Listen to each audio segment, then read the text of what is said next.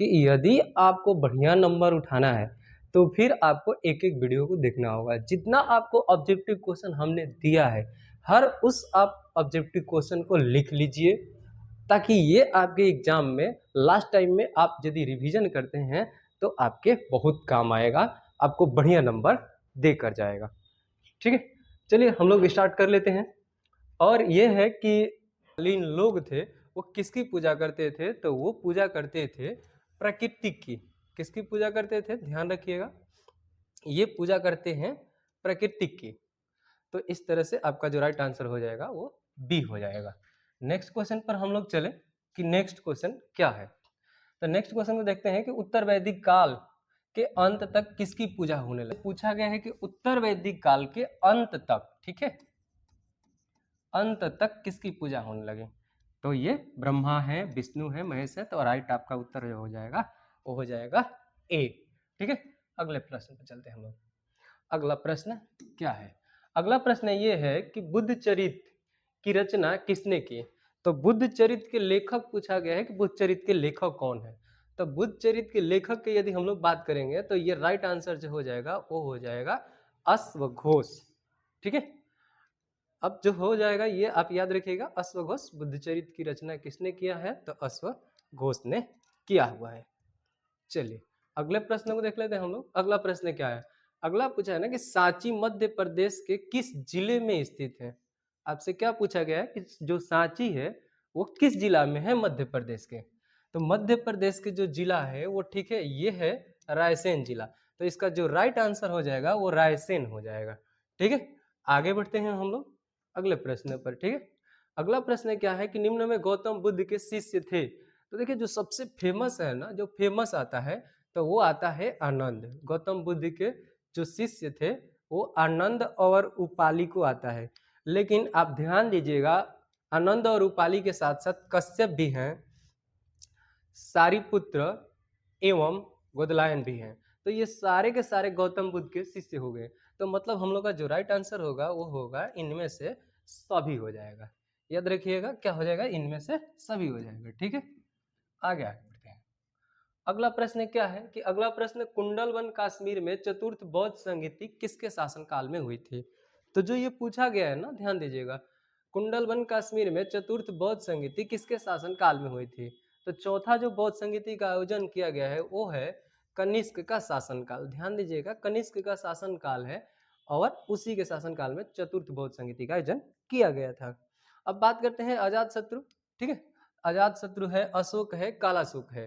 तो जब अब हम लोग चारों बौद्ध संगीति का देख लेते हैं एक बार कि कब कब किसके शासनकाल में हुआ है। तो सबसे पहला जो हुआ है ना, पहला पहला बौद्ध संगीति, याद रखिएगा, पहला जो पहला बौद्ध संगीति हुआ है वो अजात शत्रु के शासनकाल में हुआ है। ठीक है, दूसरा, ठीक है, याद रखिएगा, दूसरा जो बौद्ध संगीति है उसका आयोजन कालाशोक के समय हुआ है, दूसरा बौद्ध संगीति। और चौथा कनिष्क है। और बात करेंगे, ठीक है, तीसरा तीसरा बौद्ध संगीति, तो ये है अशोक का शासनकाल। और ये कहाँ कहाँ आयोजित हुआ है, तो एक बार चलो हम लोग ये भी देख लेते हैं। पहला का आयोजन जो हुआ है वो हुआ है राजगृह में। पहला बौद्ध संगीति का आयोजन कहाँ हुआ है, राजगृह में। दूसरा का आयोजन कहाँ हुआ है, दूसरा का आयोजन हुआ है वैशाली में। कहाँ हुआ है, दूसरा का आयोजन वैशाली में हुआ है। ठीक है, और तीसरा का आयोजन ये फेमस है पाटली, ठीक है, ये है पाटलिपुत्रा में आयोजित हुआ था। तीसरा पाटलिपुत्रा या पटना हम लोग कह ले। और जो चतुर्थ है आपको पता चल चुका है, ये है कश्मीर में। तो इस तरह से आप ध्यान दे देंगे तो सारे के सारे आप एक साथ प्रश्नों को कर पाएंगे। ठीक है, अब हम लोग अगले प्रश्न की ओर बढ़े। अगला प्रश्न हमारा क्या है, अगला प्रश्न है कि संलेखना या कायाकल्प द्वारा मृत्यु का विधान किस धर्म में है। तो आपको हमने पहले भी बताया है कि जैन धर्म में एक संलेखना विधि है जो उपवास की विधि है। किसकी विधि है, उपवास की विधि है। उस उपवास के दौरान चंद्रगुप्त मौर्य की मृत्यु हुआ था। तो वही पूछा गया कि संलेखना या कायाक्लेश द्वारा मृत्यु किसकी हुई है, जो है मृत्यु विधान का किस धर्म से है, तो वो है जैन धर्म, याद रखिएगा। ठीक है, अगले प्रश्न लेते हैं। अगला प्रश्न क्या है कि जो ये नाथ मुनि का संबंध किससे है। तो नाथ मुनि आते ही आप सीधा सीधा ठीक है, ये आप मत भूल जाइएगा कि हम जैन धर्म में जा रहे हैं। तो नाथ मुनि का जो संबंध है जैन धर्म से नहीं है, नहीं तो गलती हो जाएगा। ठीक है, ये है सही, इसका जो राइट आंसर है वो है वैष्णव धर्म। तो नाथ मुनि का संबंध किस धर्म से है? वो है वैष्णव धर्म से, याद रखिएगा। ठीक है, आगे बढ़ते हैं हम लोग।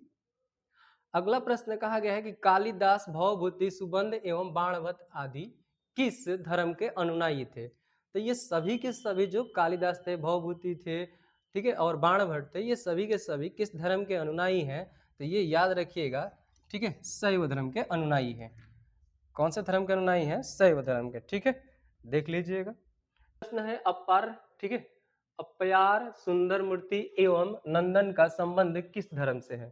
ठीक है, तो यहाँ पर जो धर्म है याद रखिएगा, पार, सुंदर मुनि, ठीक है, ये किस धर्म से संबंधित है? तो ये है, ये भी शैव धर्म से संबंधित है। किस धर्म से संबंधित है? शैव धर्म से संबंधित है। नेक्स्ट प्रश्न पर हम लोग आगे बढ़ते हैं। अगला क्या है?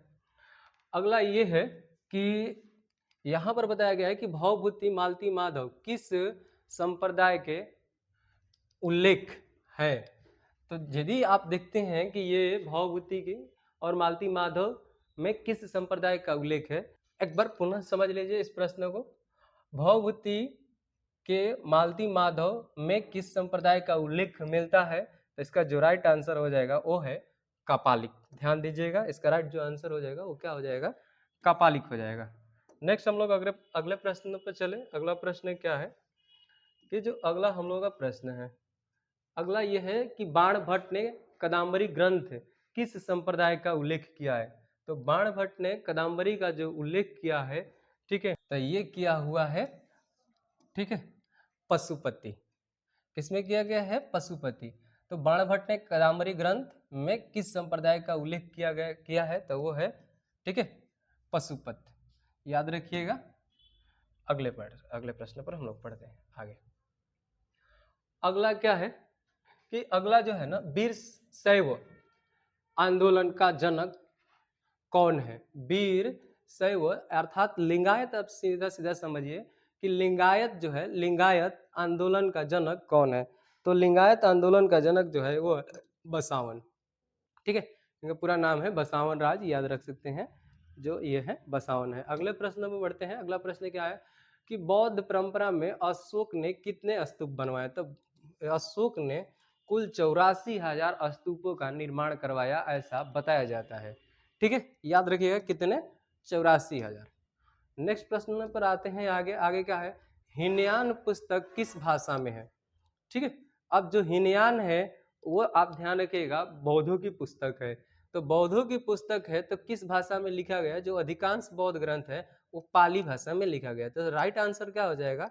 पाली। ठीक है, आगे आगे आगे बढ़ते हैं कि महावीर का जन्म कहाँ हुआ था? पूछा गया है महावीर का जन्म। तो महावीर का जो जन्म हुआ है वो है कुंडलवन, वैशाली। महावीर का जन्म कहाँ हुआ है? कुंडलवन, ठीक है, या कुंडग्राम लिखता है।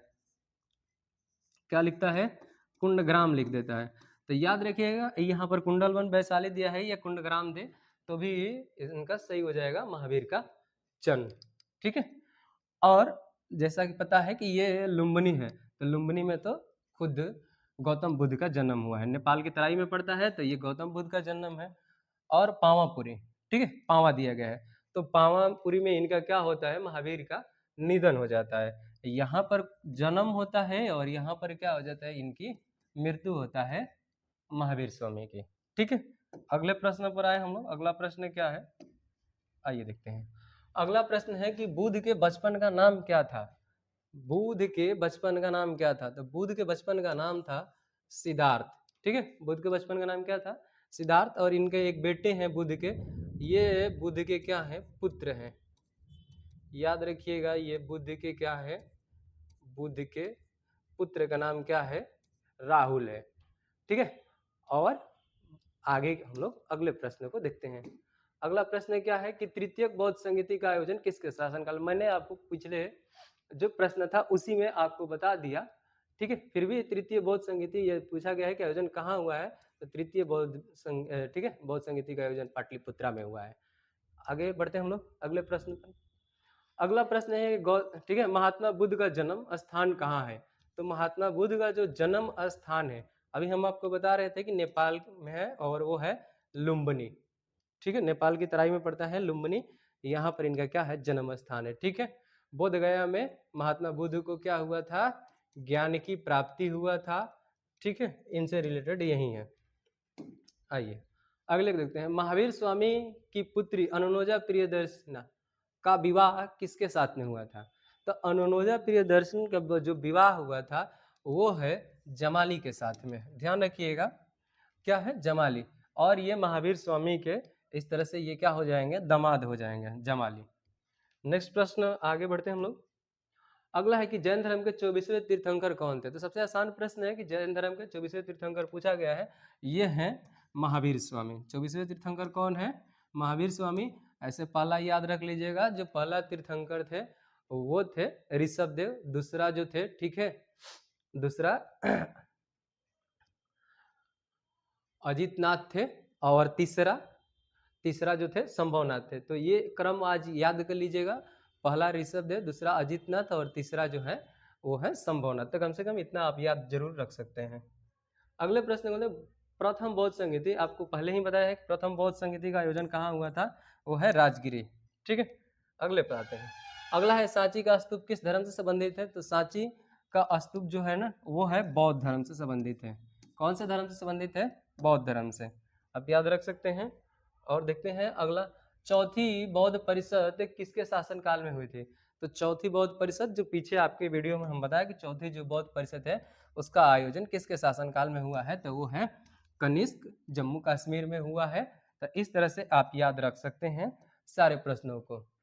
ठीक है, और एक बात और आपको जरूर सलाह देंगे कि यदि पिछला वीडियो नहीं देखे हैं तो ये नहीं समझ में आएगा, जरूर पिछला वीडियो देखिए, तब जाकर आपको ये आगे